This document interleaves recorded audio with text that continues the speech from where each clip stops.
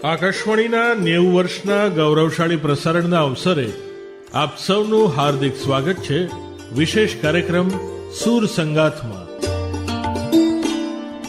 9 દાયકાઓથી આકાશવાણીએ સંગીત, સંસ્કૃતિ અને કલાને ઘર ઘરમાં પહોંચાડવાનું પવિત્ર કાર્ય નિભાવ્યું છે અને અનેક પ્રતિભાશાળી કલાકારોને એક મજબૂત મંચ પૂરો પાડ્યો છે। સુર સંગાથ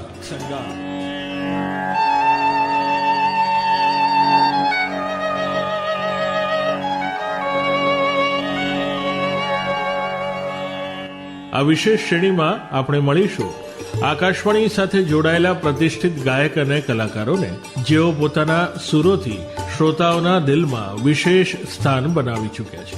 તેમની સંગીત યાત્રા, અનુભવો અને યાદગાર પળો સાથે સુર સંગાથ આપને લઈ જશે એક મધુર અને આત્મીય સંગીત પ્રવાસ પર।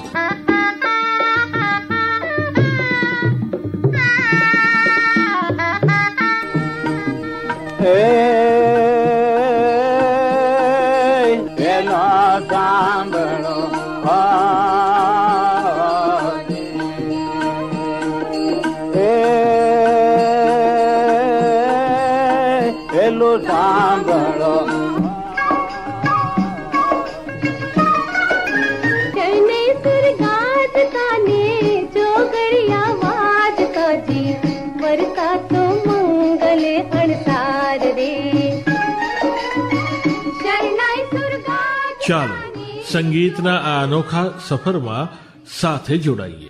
પ્રસ્તુત છે કાર્યક્રમ સુર સંગાથ। નમસ્કાર શ્રોતા મિત્રો, રેડિયોની દુનિયામાં કેટલાક એવા અવાજો છે જે ફક્ત સાંભળવામાં આવતા નથી, પરંતુ તે આપણી યાદ, આપણી લાગણીઓ અને આપણા જીવનનો ભાગ બની જાય છે। આકાશવાણી તેની 90 વર્ષની પ્રસારણ યાત્રા ઉજવી રહ્યું છે, ત્યારે આ ખાસ કાર્યક્રમ સુર સંગાથમાં અમે તમારી સમક્ષ આવી જ એક સુમધુર સફર લઈને આવ્યા છીએ। આજે અમારી સાથે એક એવો અવાજ છે જેમણે દાયકાઓથી ગુજરાત અને દેશભરને ભક્તિ, લોકગીત અને પ્રેમના રંગોથી ભરી દીધું છે। પ્રફુલ્લ દવેજી, આપનું સ્વાગત છે આજના કાર્યક્રમ સુર સંગાથમાં। Thank you sir. પ્રફુલ્લ સાહેબ, છેલ્લા 40થી વધારે વર્ષોથી ગુજરાતના દરેક ઘરમાં તમારો અવાજ ગુંજતો રહ્યો છે। જી। અમર દેવદાસથી લઈને કેટલાય લોકપ્રિય લગ્ન ગીતો અને કેટલાય ભજનો। બાળપણમાં સંગીત પ્રત્યેનો તમારો ઝુકાવ ક્યારે અને કેવી રીતે શરૂ થયો? સારો પ્રશ્ન છે। હું માનું છું કે સંગીત છે એ આત્માનો સંસ્કાર છે અને એ આત્માની સાથે સાથે ટ્રાવેલિંગ કરે છે। તો મારા માતા પિતા, એટલે હું એવું માનું છું કે આત્મા પસંદ એવા મા બાપને પસંદ કરે કે જ્યાં એના સંગીતના સંસ્કારો પોષાય। જી। એ હું એટલા માટે કહી શકું કે મારા ફાધર મધર એ બંને મ્યુઝિક લવર હતા। મારી મા પુષ્ટિમાર્ગની હતી અને બાપુજી શિક્ષક હતા, પણ બાળકવિ હતા અને બહુ સારા સંગીતકાર, ભજનો બહુ સારા ગાતા। આ હું એટલા માટે વધારે કોન્ફિડન્સથી કહી શકું છું કારણ કે મારા બંને બાળકો, હાર્દિક અને ઈશાની, એ બંને પણ એન્જિનિયર થઈને સંગીતના ક્ષેત્રમાં આવ્યા છું કે બેઝિકલી એ લોકો સંગીતના સંસ્કારો લઈને આવ્યા છે। તમારી લેગસી સાચવી રહ્યા છે। જી। એટલે ઘરની અંદર વાતાવરણ, એ ઘરમાં વાતાવરણ હતું કે જ્યાં સંગીતના સંસ્કારો, સંગીતનું વાતાવરણ। તો મને એવું લાગે છે કે નાનપણથી જ તે, મારા એક બેન હતા, મોટા બેન, અમે ગામડામાં રહેતા તો ત્યાં ગામડામાં ઓલા તહેવારો હોય ને, 11 ને એવું, ત્યારે બધા ગામને બધી મહિલાઓને ભેગા કરીને ઓખાહરણ ગાય। તો એ ઓખાહરણ મને યાદ આવે છે, આપે જ્યારે પૂછ્યું ત્યારે, કે ઓખાહરણ વાંચતા હતા અને એમાં એ ઓખાને બંદીખાને કેદ કરે છે એ વખતનું એક પદ છે।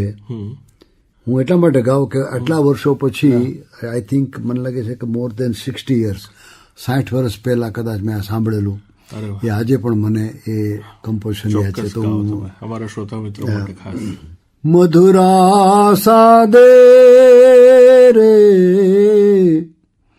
ઓખારુવે માળીએ હો રાજ, બાઈ મારા કિયા જન્મના પાપ આભેથી ઉતરી રે,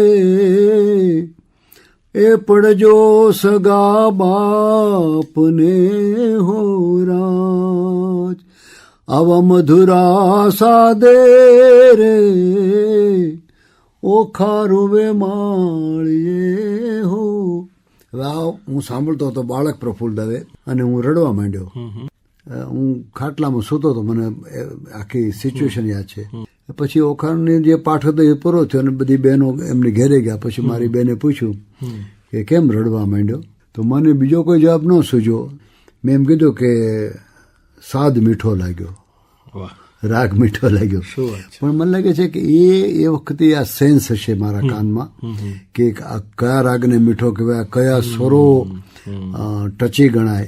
એ વખતે હું વાત કરું ત્યારે કદાચ હું મને લાગે છે કે 6-7 વર્ષનો હોય. શું વાત છે. જી. તો તમારામાં તો બાય બર્થ જ આ બધા જે આઈ થિંક મેં આપને કહ્યું ને કે હા કે એ એવા મા બાપને જ પસંદ કરે. હું આપને એક બીજી વાત કરું એનાથી આગળ. મારી માં કહેતી હતી, અમે લોકો, મારો જન્મ ચિત્તલમાં થયો, અમરેલી જિલ્લાના ચિત્તલમાં. તો મારો જયારે જન્મ થયો ને ત્યારે આપણા ઠાકર મંદિરની આરતીનું ટાણું થયું હતું. એટલે એ નગારું વાગ્યું, એ ઝાલર વાગી, અને ઠાકર મંદિરની આરતી થઈ જાય પછી ખબર ને સ્તુતિ બધા પૂજારી બધા ગાય. તો આ બાજુ એ ઠાકર મંદિરમાં ચોરામાં હાજર રહેલા એ લોકોનું ગાણું શરૂ થયું, અને આ બાજુ મારું રોણું શરૂ થયું. સાંકેતિક કે છે ભવિષ્યમાં એ રોણું ભવિષ્યમાં ગાણું બનવાનું હોય છે. વાહ વાહ વાહ, જી, શું વાત છે. તો શરૂઆતના દિવસોમાં ગાયક તરીકે પોતાને સ્થાપિત કરવું કેટલું પડકારજનક રહ્યું છે પ્રફુલ્લભાઈ? To be very frank with you, હું એને સંઘર્ષ નથી ગણતો, કારણ કે મારે કોઈને કહેવું પડ્યું હોય કે મને ગભરાવો કે મારો પ્રોગ્રામ કરો. રેર કેસમાં બન્યું? ના, રેર કેસમાં નહીં, એક પણ કેસમાં. કારણ કે જો મેં માનો કે આપણે ફિલ્મ લાઈનની વાત કરીએ તો મેં મણિયારો જે ગાયો લાખો ફુલાણીમાં, એ ગૌરંગ વ્યાસે મને સામેથી કહ્યું હતું કે તમારી પાસે મણિયારો ગૌરવો છે. એમણે અરુણ ભટ્ટને વાત કરી કે આ ગીત સરસ છે. હા, એ ખરું કે ફિલ્મ ઇન્ડસ્ટ્રી અજાણ્યા પાણીમાં કૂદકો ન મારે, એટલે સ્વાભાવિક છે કે એ વખતે જે સિંગર ચાલતા. મારે એ જ પૂછ્યું કે કયો આમ એવો વળાંક આવ્યો જીવનમાં કે જે એક મહત્વપૂર્ણ બની ગયો? ફિલ્મ લાઈનની અંદર મણિયારો, અને બાકી તો હું જયારે ભણવા માટે આવ્યો ને ભાવનગર ડાક્ટરનું ભણવા, ત્યારે મારા બાપુજીએ મને બહુ કડક સૂચના આપી હતી કે હું શિક્ષક છું એ તને ખબર છે, અને મારા પેટે પાટા બાંધીને હું તને ભણાવું છું, મને પોસાય એમ નથી. એકચ્યુઅલી તો મારે MBBSમાં જવાનું હતું, પણ પ્રાથમિક શાળાના શિક્ષકને પોતાના દીકરાને મેડિકલનો ખર્ચ ના પોસાય, એટલે એને વિકલ્પ રૂપે આપણે આયુર્વેદમાં મને દાખલ કર્યો. પણ બાપુજીએ કીધું કે તને ગાતા આવડે છે એ તારે, કારણ કે મેં અમરેલી, હું કમાણી ફોર્વર્ડ હાઈસ્કૂલમાં ભણતો ત્યારે મેં સંગીત છે ઇન્ડિયન મ્યુઝિક સ્પેશિયલ સબ્જેક્ટ તરીકે રાખેલું. શું વાત છે. એટલે ત્યારથી જ તમે? હું 9, 10 અને 11 3 ધોરણ કમાણી ફોર્વર્ડમાં, અને હું ત્યાં રોજ પ્રાર્થના હું ગૌરવતો હતો.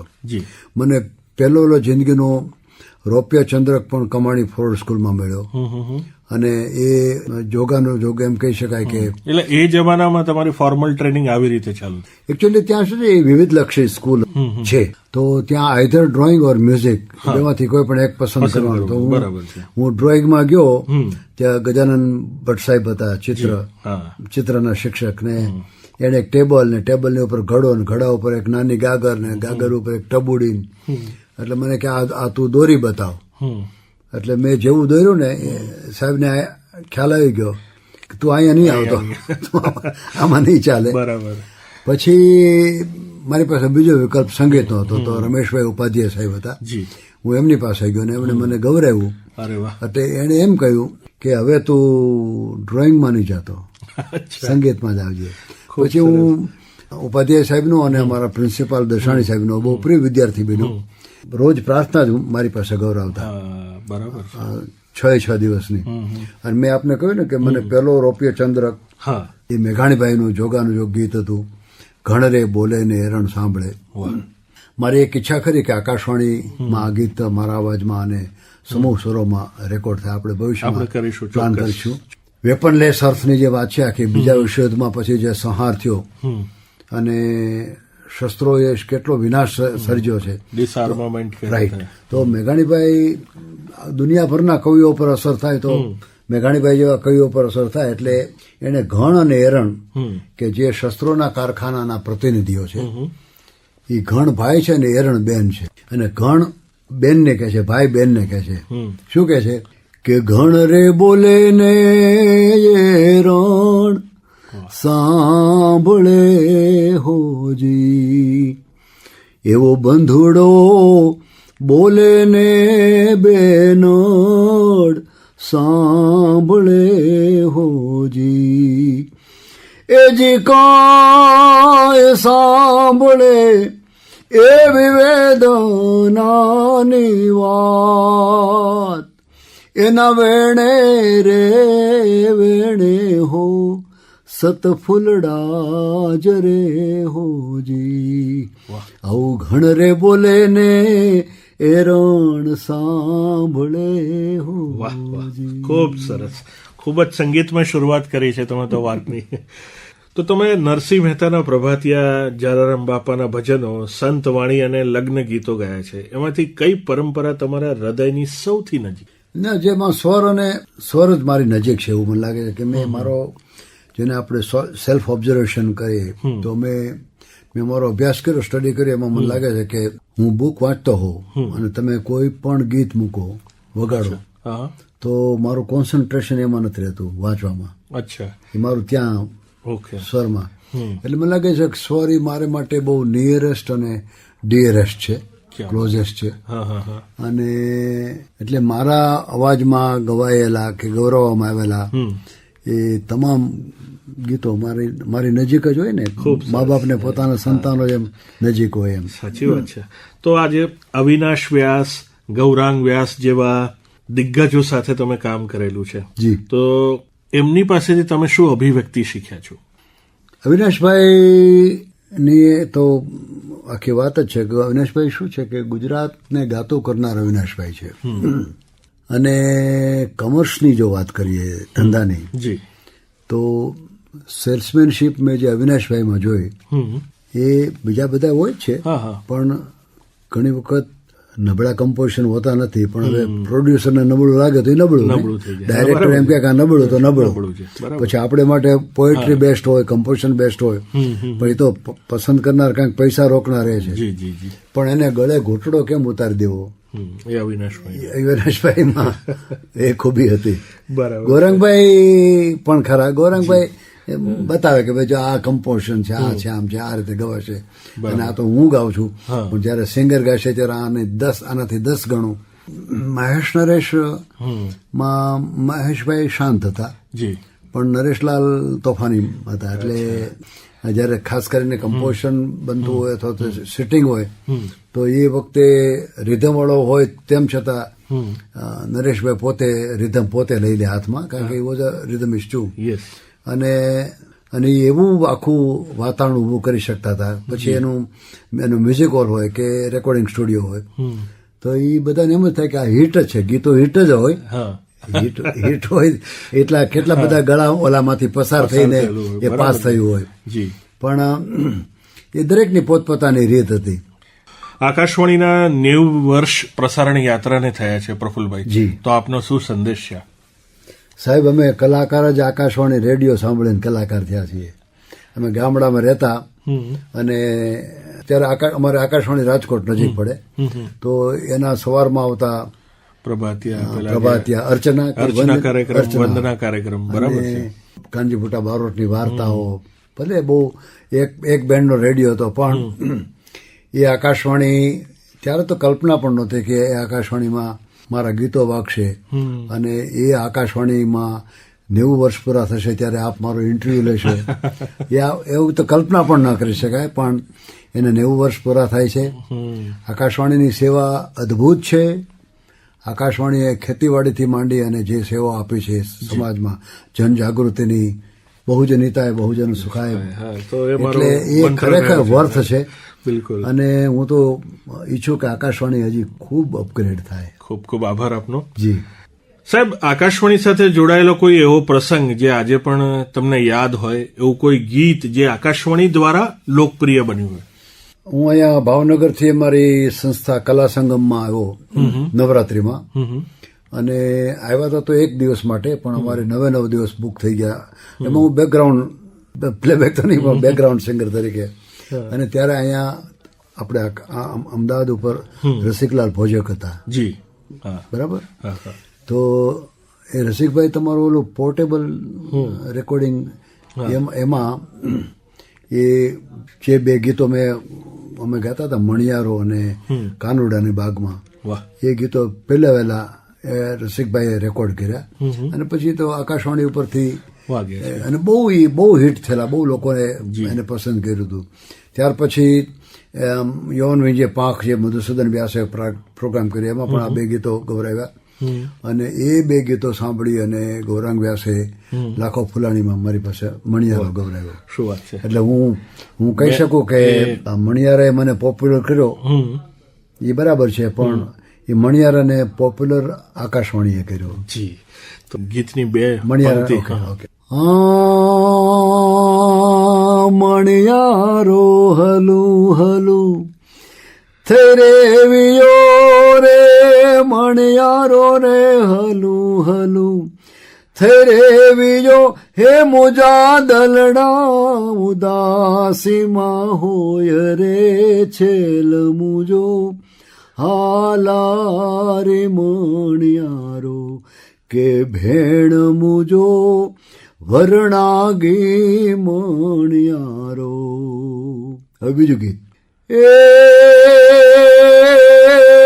કાનુડાની બાગમાં ચંપો ને ચંપે આવ્યા છે ફૂલ, કાનુડાના બાગમાં ચંપો ને ચંપે આવ્યા છે ફૂલ, ફૂલથી રે સહેલડીનો સાહેબો મારો, માને નહીં કેમ બોલ કેમ રે તારા દલડા રે, બોલ કેમ રે તારા મનડા રે, બોલ કેમ રે તારા હૈડા ઉદાસીમાં છે, હે બોલ કેમ રે તારા દલડા ઉદાસીમાં છે. વાહ, ખૂબ સરસ. પ્રફુલભાઈ, નરસિંહ મહેતા, મીરાબાઈ, ગંગા સતી, બ્રહ્માનંદ, આ સંતોમાંથી કોની રચના તમને સૌથી વધારે પડકારજનક લાગે ગાવાની હોય ત્યારે? ના, બધા સંતોની રચના માના ધાવણ જેવી છે. શું? અઘરી છે જ નહીં. અચ્છા, બરાબર. એટલે માનું ધાવણ જેમ કેમ જલ્દી પચી જાય, જલ્દી ગળા નીચે ઉતરી જાય. એટલે જાગને જાદવા હોય કે પછી જળકમળ છાંડી જાને બાળા કે અખંડ રોજી હરિના હાથમાં હોય કે પછી બ્રહ્માનંદજીનો ઘણરવ પટ ફરર ગરર પદ ઘુંગર રંગ ભર સુંદર શ્યામ રમે, એ છંદો હોય. ઘણા બધા ગીતો મેં સહજાનંદ સ્વામિનારાયણ સંપ્રદાયના ગાયા. એક સમય અમદાવાદમાં આવ્યા શ્રીજી મહારાજ, મૂર્તિ શોભે મહારાજની. એક કમ્પોઝિશન બહુ સરસ જે પ્રમુખ સ્વામી મહારાજે, એ અમેરિકા હતા ને અમેરિકાથી કહેવરાયું હતું કે આપણો શાહીબાગ છે ને ઈશ્વરચરણ સ્વામી, એને કહેવરાયું કે આપ આ રચના તો પ્રફુલ્લ દવે પાસે જ ગૌરાવજો. અરે વાહ! એ રચના બંદિશ બહુ સરસ છે. એનો મુખડો ખાલી ગાઓ. ચોક્કસ. કે જુઓ જો રે હા રે જુઓ જુઓ હા રે જુઓ જુઓ સાહેલીઓ યાદ રસિયો રાસ રમે પંચાળા મારે પંચાળા પંચાળામાં શ્રીજી મહારાજ રસિયો રાસ રમે. વાહ! બહુ સરસ બંદિશ છે. અમેરિકામાં ગરબામાં ગાતો. તમે લાઈવ પ્રોગ્રામ કરો છો ને સ્ટુડિયો રેકોર્ડિંગ, તો એ 2 વચ્ચેનો ડિફરન્સ શું હોય? સ્ટુડિયોમાં હું જયારે ગાઉં છું ને ત્યારે મારી સામે ઓડિયન્સ બેઠું છે એવી જીવંત રીતે ગાઉં છું. હવે માનો કે પ્રોગ્રામની અંદર કદાચ 50,000 માણસો બેઠા હોય, અહીંયા અત્યારે આપ એકલા છો, તો મારે માટે 1 હોય કે 1 લાખ હોય, શું વાત છે, મારે માટે ઓડિયન્સ એ ઓડિયન્સ છે. એટલે અત્યારે તો ઓડિયન્સ નથી, સ્ટેજ નથી, એ કાંઈ નથી, રાઈટ? બરાબર. ખાલી આ માઇક્રોફોન છે આકાશવાણીનું અને આપ મને સાંભળી રહ્યા છો. જી, તો સાંભળી તો રહ્યા છો ને, મારા શ્રોતા તો છો ને. બિલકુલ બિલકુલ. કેમ એટલે એમાં એક જણ છે એટલે મારે થોડીક આમાં પડીકું વાળી દેવું ને નીલદગડાઈ કરવી ને એવું ના હોય. બિલકુલ નહીં, સાચી વાત છે. તો આજની જે યુવા પેઢી છે, જે જૂના ભજનો છે આપણા, હા, તો એ બધા જે ભજનો છે એ ભાવનાત્મક રીતે એ લોકો પોતે પણ રજૂ કરે, તો તમે શું શિક્ષણ આપો છો એ બાબતે? ને સાંભળે તો છે, મેં જોયું કે મને બહુ સારો પ્રશ્ન પૂછ્યો છે કે હું ઘણા સાથે આ ચર્ચા કરું છું કે the way this youngsters are listening, એ પહેલા તો મારી કલ્પના બહારની વાત છે. શું વાત? આ નવી જનરેશન કે જેને આપણે સ્પોઇલ્ડ જનરેશન કહી શકીએ, કે આપણે નથી કહેતા, કેનારા કહે છે. અચ્છા, જેના ઉપર વેસ્ટર્ન કલ્ચરની બહુ ઇન્ફ્લુઅન્સ છે. જી જી. એ આપણા જુવાનિયાઓ, એ આપણા યંગ જનરેશન, એ જે રીતે અથવા તો બીજા ઘણા બધા કલાકારોના એ જે રીતે એન્જોય કરે છે, તો હું કન્ફ્યુઝ છું. કન્ફ્યુઝ એટલા માટે છું કે પહેલા તો એક મારી માન્યતા છે કે આ નવી પેઢી આપણી જૂની પ્રાચીન સંતવાણીને સાંભળે જ નહીં. બિલકુલ, અમારો પ્રેજ્યુડાઇઝ છે, મારી માન્યતા છે. એ મારી માન્યતા ખોટી પડી, કારણ કે જે રીતે એ લોકો સાંભળે છે, આવું તો મારા સમયમાં નહોતા એક સાંભળતા. નવો ટ્રેન્ડ આવ્યો છે આજકાલ, ભજન જેમિંગ. તો હવે હું એવું વિચારું છું સાહેબ કે આવું કેમ બને છે? કોઈ ખાલીપો છે આ લોકોને કે એટલું બધું ઇન્ટરેસ્ટ લઈ રહ્યા છે, કે પછી આ નવી પેઢી અમારી પેઢી કરતા અપગ્રેડ થઈ છે? અમારા વખતમાં આટલા બધા રિસ્પોન્સ નહોતા. તમે ફેસબુક ઉપર ને યુટ્યુબ ઉપર જોજો, ગૂગલમાં બધીએ જે રીતે આ લોકો જનરેશન સાંભળી રહી છે, એ અમારી જનરેશન કરતા અપગ્રેડ થયેલી ડેફિનેટલી છે. હું એ જ સવાલ ઉપર આવી રહ્યો છું કે સંગીતની દુનિયા કેસેટથી લઈને યુટ્યુબ અને આજકાલ તો રીલ્સ સુધી પહોંચી ગઈ છે. તો 4 દાયકામાં આ જે સફર છે ઘણી બદલાઈ ગઈ છે. તો આજના સમયમાં ઊંડાણ જાળવી રાખવું કેટલું પડકારજનક છે? ને આજની જનરેશનને માટે સારું છે ને. અમારી પાસે કાન હતા પણ કોમ્પ્યુટર નહોતું. જી. અને એવી ત્રેવડ ક્યાં હતી? એટલે અમે તો લાઈવમાં જે કોઈ કલાકારોને સાંભળીએ, ધેટ્સ ઇટ. દાખલા કે એ અત્યારે કેવડી મોટી દુનિયા છે, અને દુનિયાભરનું સંગીતને એ લોકો એક નાનકડા મોબાઈલમાં છે. તો સારી વાત છે, અને એને કારણે એ લોકો બહુ સારી રીતે અપગ્રેડ થયા ને રેઝ થયા, જે અમારામાં શક્ય નહોતું. પ્રફુલભાઈ, છેલ્લે શું તમને ક્યારે એવો અનુભવ થયો છે કે કોઈ શ્રોતાએ કહ્યું હોય કે તમારા ભજનથી તેમનું જીવન બદલાઈ ગયું છે? એક સત્ય ઘટના કહું. જી. ભજન અને લોકગીત ને એને હું અલગ નથી કરતો. મારી દ્રષ્ટિએ સ્વર તમામ સ્વરો એ સંતવાણી જ છે. જી. મુંબઈમાં એક છોકરો, પ્રકાશ કેવું કંઈક નામ, એને એકવાર મને આવીને મારે ત્યાં આવીને એમ કહ્યું કે તમે મારી જિંદગી બચાવી છે. તો મેં કીધું કેવી રીતે?